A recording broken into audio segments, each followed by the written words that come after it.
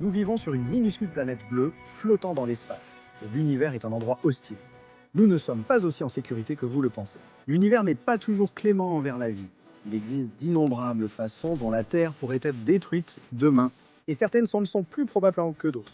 Et je ne parle pas des choses évidentes comme les astéroïdes qui frappent à la Terre. Alors laissez-moi vous montrer 4 des façons les plus terrifiantes dont la Terre pourrait littéralement être détruite demain. Et vous devez être préparés, parce que quand j'ai appris la dernière, j'ai vraiment perdu le sommeil pendant une semaine. Dans les profondeurs du cosmos existe un objet auquel même Einstein ne croyait pas réellement. Il erre dans la galaxie tout seul, et s'il s'approchait de notre petite planète bleue, il n'aurait même pas besoin de nous toucher pour mettre fin à toute vie sur Terre pour l'éternité. Le pire, c'est qu'il est invisible. Et il n'est pas seul. On estime qu'il pourrait y avoir 500 millions de ces objets terrifiants errant rien que dans notre galaxie et des billions d'autres dans tout l'univers observable. Je parle des trous noirs errants. Ce sont des trous noirs qui naissent lorsque des étoiles massives arrivent à la fin de leur vie. Le noyau s'effondre et laisse derrière lui un trou noir. Ce trou noir va alors errer dans le cosmos, invisible à l'œil nu. Il existe plusieurs méthodes que nous pouvons utiliser pour les détecter, toutes reposant sur l'observation de la façon dont le trou noir interagit avec son environnement. Parfois, nous les trouvons en train d'aspirer de la matière d'une autre étoile, et parfois nous voyons l'étoile être projetée autour du trou noir par sa gravité intense. Parfois, on les repère grâce à la déformation de la lumière en arrière-plan causée par leur gravité. Cet effet de distorsion est connu sous le nom de lentille gravitationnelle. Les trous noirs de masse stellaire qui errent seuls dans la galaxie sont bien plus petits que vous ne pourriez le penser. Les étoiles comme le Soleil dépassent 1 million de kilomètres de diamètre, tandis que des géantes comme Bételgeuse atteignent plus d'1 milliard de kilomètres. C'est aussi grand que l'orbite de Jupiter autour du Soleil. Les trous noirs, objets les plus denses de l'univers, ont une masse comme celle du Soleil pour seulement 6 kilomètres de diamètre. Cela rend ce type de trou noir presque impossible à détecter. Le trou noir le plus proche que nous ayons trouvé est Gaïa, trou noir 1, un trou noir terrifiant qui se trouve à environ 1560 années-lumière. Et je suis sûr que vous vous dites, oh, eh bien ça va. Je veux dire, il y a des étoiles qui sont à environ 4 années-lumière, et nous ne nous inquiétons pas qu'elles viennent s'écraser sur nous d'aussitôt. Et je comprends. Mais écoutez bien, nous n'avons jamais trouvé que quelques dizaines de ces trous noirs. Et on pense qu'il y en a 500 millions autour de nous. En supposant qu'ils soient répartis uniformément dans la galaxie, il devrait y en avoir un à environ 50 années-lumière de la Terre. Vous ne vous sentez plus aussi en sécurité, n'est-ce pas?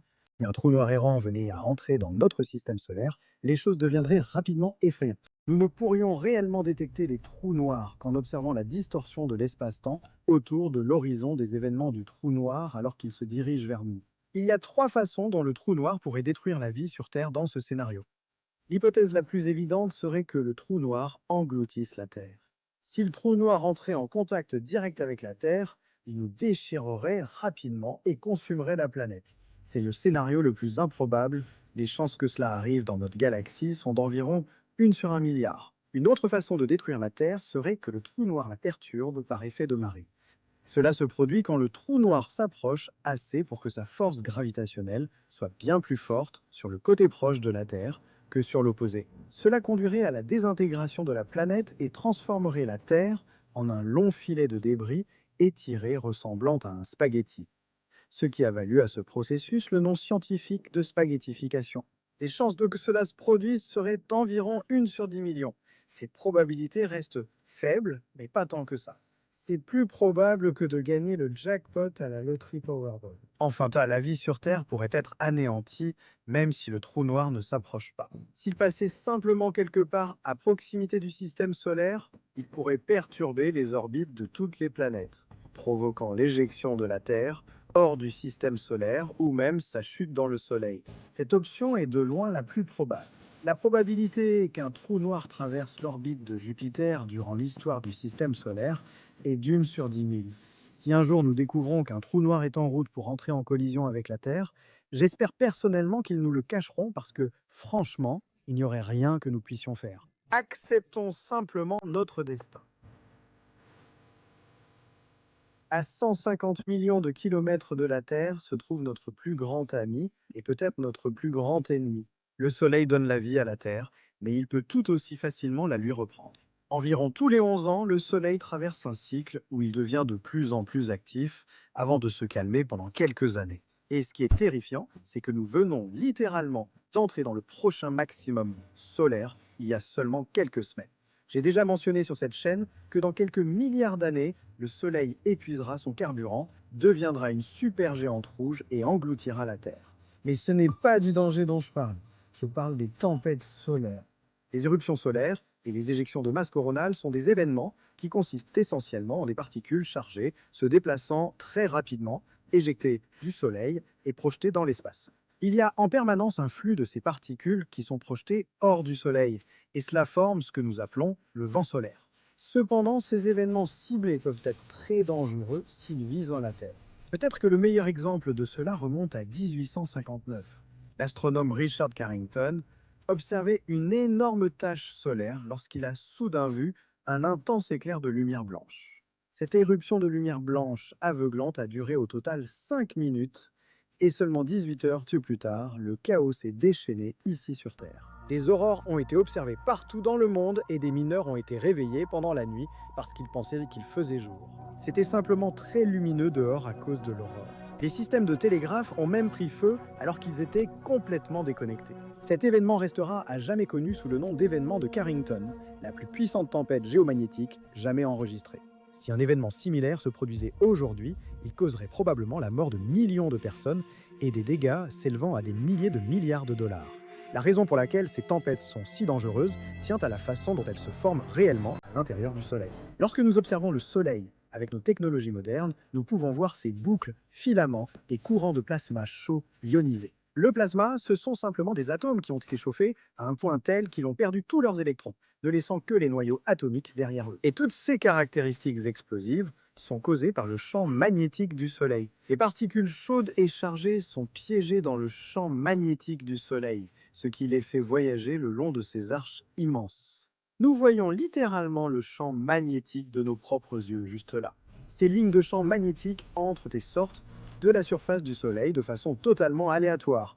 Et comme elles sont très puissantes, on les voit souvent former des boucles, se séparer puis se reconnecter. Quand cela se produit, les particules sont accélérées très rapidement et sont projetées hors du Soleil comme par une fronde, voyageant à travers le vide de l'espace à une vitesse pouvant atteindre 9 millions de kilomètres par heure. Aller de New York à Tokyo en 5 secondes est très rapide. Nous devrons sûrement faire face à l'un de ces événements à un moment donné au cours de ce siècle, et lorsque cela arrivera, ce sera très difficile.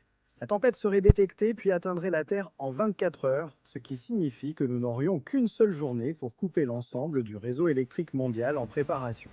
Les particules chargées s'abattraient sur la Terre, traversant la magnétosphère et modifiant notre champ magnétique. L'aurore serait spectaculaire, mais le plaisir s'arrête. Des courants électriques seraient induits dans les réseaux électriques, provoquant des surtensions qui entraîneraient l'explosion des centrales et des transformateurs. Toutes les infrastructures de communication seraient hors ligne. Donc ces incendies continueraient à brûler sans contrôle. La plupart des gens dans le monde occidental seraient sans électricité pendant des semaines, des mois, voire bien plus longtemps. Et ceux des pays sous-développés souffriraient probablement pendant des années. Des millions de personnes dans le monde auraient froid, mourraient de faim ou de soif. Et je sais que tout cela semble terrifiant, mais le pire, c'est qu'honnêtement, c'est la façon la moins effrayante dont la Terre pourrait être détruite parmi celles abordées dans cette vidéo. Prenez une grande inspiration, ça va devenir false.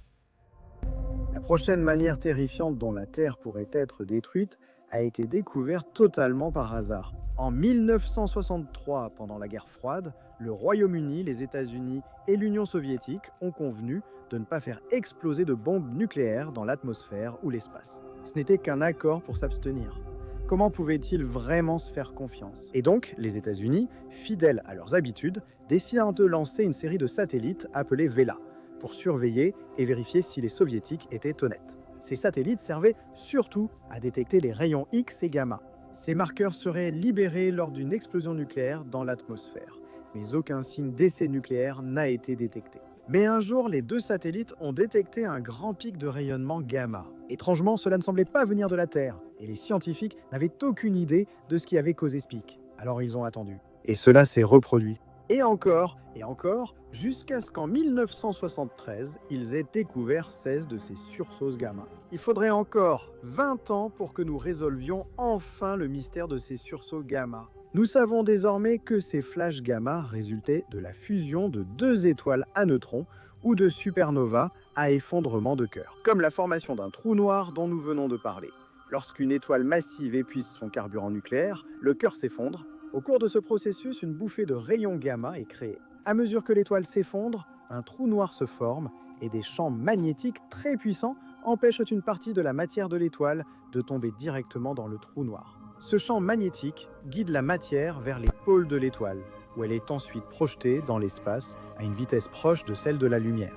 Tels des phares de mort cosmique, tout ce qui croise ces faisceaux de plasma brûlant est menacé.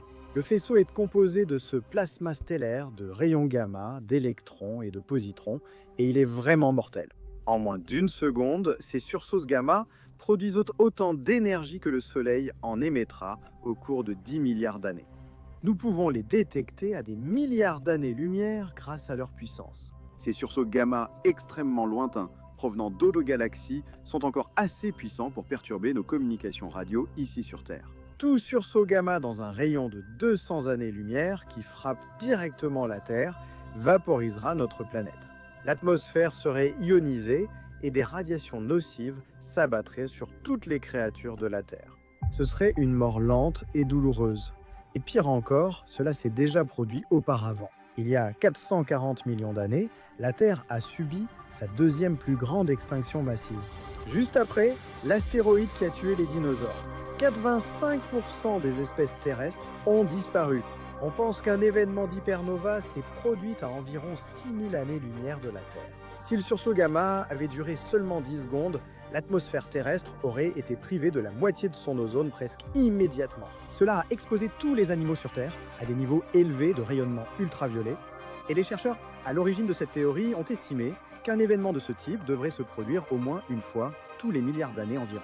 Les chances sont faibles, mais existent, et il n'y a rien que nous puissions faire pour sauver la Terre. Donc que cela se produise dans un milliard d'années ou littéralement demain, je suis sûr que ceux qui seront là à ce moment-là ne passeront pas une bonne journée.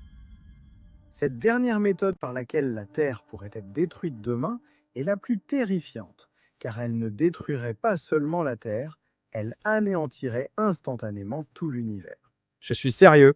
Ce dont je parle s'appelle la désintégration du faux vide, et les gens ont souvent tendance à rendre ça très compliqué, alors que je pense que tout le monde peut comprendre. D'abord, je veux que tu penses au niveau d'énergie, je veux dire tout à un niveau d'énergie. Vois cela comme des niveaux montants sur une plaque de cuisson. Le niveau 1 est le plus bas et le niveau 9 le plus élevé. Plus le niveau augmente, plus l'énergie est grande. En cours de physique, on nous enseigne le plus souvent cela dans le contexte des niveaux d'énergie des électrons, car ils ne peuvent occuper que des niveaux d'énergie distincts et spécifiques. Et le fait que l'on entend répéter tout le temps, c'est que tout est plus stable dans son état fondamental. C'est le niveau d'énergie le plus bas. Chaque système dans notre univers suit cette règle et c'est la clé pour détruire l'univers. C'est généralement là que ça devient confus car nous abordons la théorie quantique des champs. Mais restez avec moi. La théorie quantique des champs nous dit simplement que toutes les particules élémentaires qui composent l'univers, les quarks, les leptons et les bosons, sont toutes créées par des champs quantiques présents partout dans l'univers. Ces champs montrent aux particules comment interagir, définissant ainsi les lois de l'univers.